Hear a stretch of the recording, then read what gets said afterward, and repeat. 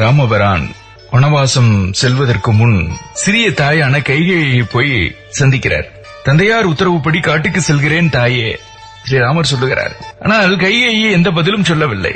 தன்னை பெற்ற பிள்ளை போல வளர்த்தவள் இப்படி பார்க்க கூட விரும்பாமல் திரும்புகிறாளே. ராமருக்குள்ளே வருத்தம். தவறு என அறியாமல் சிலர் செயல்பட்ட பின் வருந்துவார்கள் இல்லையா?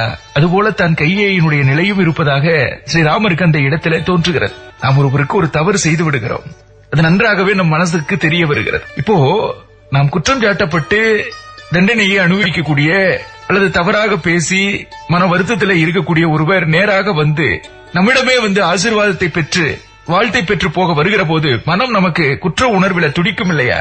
அந்த நிலை கைகேயிக்கு என்ன பதில் சொல்வது? முகத்தையே பார்க்க முடியவில்லை. ராமர் உணர்கிறார்.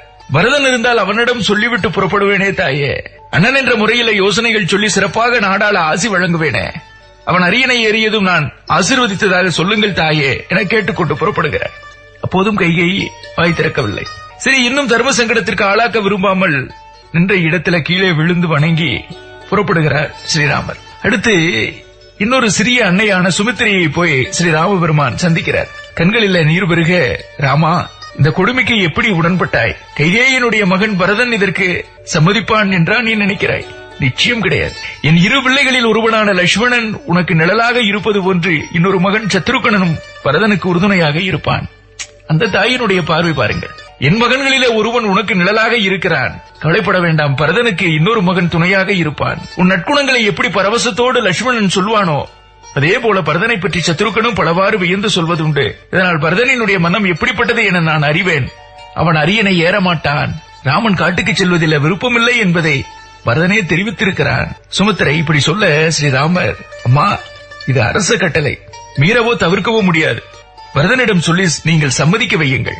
நான் காட்டுக்கு செல்வது உறுதி, அதை யாரும் மாற்ற முடியாது, மன்னியுங்கள் என்று சுமித்திரையையும் வணங்கிவிட்டு கோசலையிடம் வருகிறார் ஸ்ரீராமர். ஸ்ரீராமரை பார்த்ததுமே கோசலையினுடைய கண்களிலே ஒளி மின்னுகிறது. ராமா, நாட்டை துறந்து காட்டுக்கு செல்ல போகிறாய், அப்படித்தானே? ஒரு கம்பீரமான ஒரு பேச்சு கோசலையிடம் இருந்து. நாட்டை துறந்து காட்டுக்கு செல்ல போகிறாய், அப்படித்தானே? ஸ்ரீராமர் அதை எதிர்பார்க்கவே இல்லை. தாயை சமாதானப்படுத்துவது சவாலாக இருக்கும் என வருந்திய ஸ்ரீராமபெருமானுக்கு கோசலையினுடைய பேச்சு மகிழ்ச்சியை, அதே சமயத்தில் அதிர்ச்சியை கொடுத்தது. அம்மா, தந்தை சொல்மிக்க மந்திரமில்லை என சொல்லிக் கொடுத்திருக்கிறீர்கள், அதை நிறைவேற்ற வேண்டியவனாக நான் இருக்கிறேன். உடனே கோசலை, ராமா, மகிழ்ச்சியோடு சென்று வா. இதற்கு காரணமான யார் மீதும் நீ கோபம் கொள்ள வேண்டாம், யாரையும் வெறுக்கவும் வேண்டாம். வீட்டில யாராவது வெளியூர் சென்றால் ஊருக்கு போகும் வரை பட்டினியாக இருக்க முடியாது என்பதற்காக கட்டிச்சாத கூடையுடன் அனுப்புவது என்பது வழக்கம். அதுல உண்ணவும் சமைக்கவும் பொருட்கள் இருக்கும். ஆனால் நீ 14 ஆண்டுகள் அல்லவா காட்டில் தங்கப் போகிறாய், உனக்கு எந்த கட்டிச்சாத கூடையை கொடுப்பது நான்? அதை சொல்லி கோசலை கண்கலங்கி இருக்கிறாள். ஒரு வெளியூர் பயணம் என்கிற போது பிடித்த சாதங்களை, பிடித்த பொருட்களை நாம் ஒரு கட்டிச்சாதமாக கட்டி கொடுக்கிறோம் இல்லையா? தின்பதற்கு கொடுக்கிறோம்.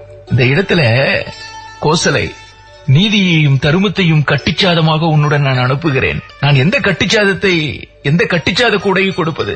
நீதியையும் தர்மத்தையும் கட்டிச்சாதமாக உன்னுடன் அனுப்புகிறேன். அதனால் அநீதி என்னும் பசியும் அதர்மம் என்னும் தாகமும் ஏற்படாது. ஆகவே நீ 14 ஆண்டுகளும் நலமோடு இருப்பாய்.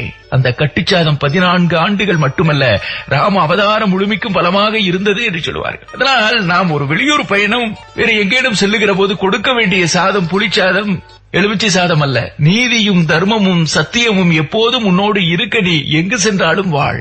அந்த சாதம் சென்றால் செயல்களிலே அவர் சாதிக்கக்கூடியவராக, மக்கள் மனங்களிலே வாழக்கூடியவராக மாறக்கூடும். அந்த நீதியும் நேர்மையும் சத்தியமும் இருக்க வளர்ப்பு, ஜெயிப்பு.